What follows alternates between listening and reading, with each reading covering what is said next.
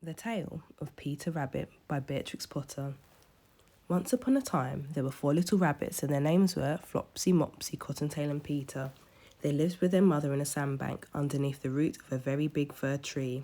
"Now, my dears," said old Mrs. Rabbit one morning, "you may go into the fields or down the lane, but don't go into Mr. McGregor's garden.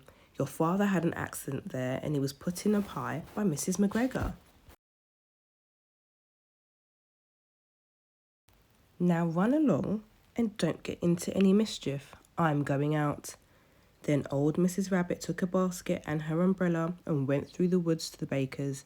She bought a loaf of brown bread and 5 currant buns.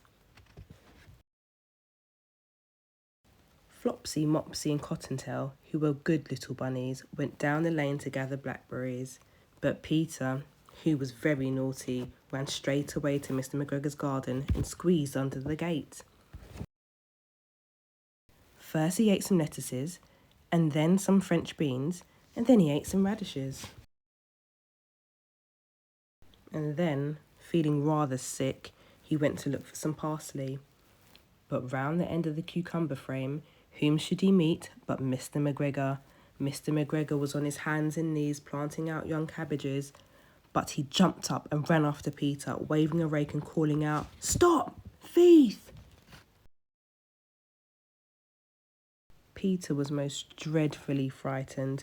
He rushed all over the garden, for he had forgotten the way back to the gate. He lost one of his shoes amongst the cabbages and the other shoe amongst the potatoes. After losing them, he ran on 4 legs and went faster, so that I think he might have got away altogether if he had not unfortunately ran into a gooseberry net and got caught by the large buttons on his jacket. It was a blue jacket with brass buttons, quite new.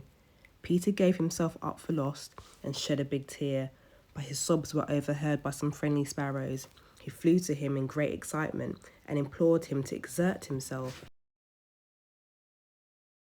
Mr. McGregor came up with a sieve, which he intended to pop on top of Peter, but Peter wriggled out just in time, leaving his jacket behind him, and rushed into the tool shed and jumped into a can.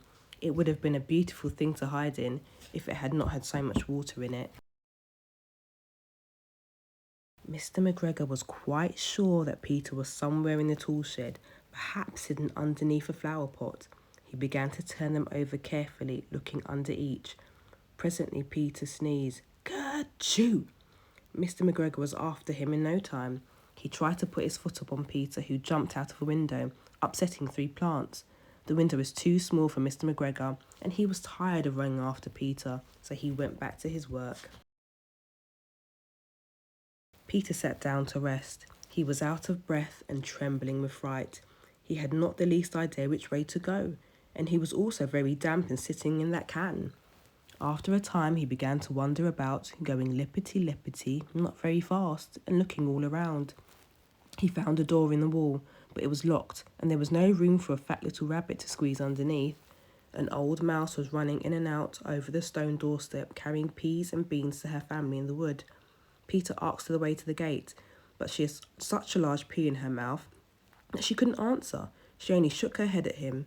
Peter began to cry. Then he tried to find his way straight across the garden, but he became more and more puzzled. Presently he came to a pond where Mr. McGregor filled his water cans. A white cat was staring at some goldfish. She sat very, very still, but now and then the tip of her tail twitched as if it were alive. Peter thought it best to go away without speaking to her. He had heard about cats from his cousin, little Benjamin Bunny. He went back towards the tool shed, but suddenly, close to him, he heard a noise. "Oh, scratch, screech." Peter scuttered underneath the bushes, but presently, as nothing happened, he came out and climbed upon the wheelbarrow and peeped over. The first thing he saw was Mr. McGregor hoeing onions. His back was turned towards Peter, and beyond him was the gate. Peter got down very quietly off the wheelbarrow and started running very fast as he could along the straight walk behind some blackcurrant bushes. Mr. McGregor caught sight of him at the corner, but Peter didn't care. He slipped underneath the gate and was safe at last in the wood outside the garden.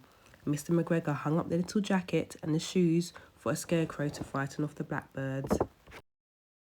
Peter never stopped running or looking behind him till he got home to the big fir tree. He was so tired he flopped down upon the nice soft sand on the floor of the rabbit hole and shut his eyes. His mother was busy cooking. She wondered what he had done with his clothes. It was a second little jacket and pair of shoes that Peter had lost in a fortnight. I'm sorry to say that Peter was not very well during the evening. His mother put him to bed and made some chamomile tea.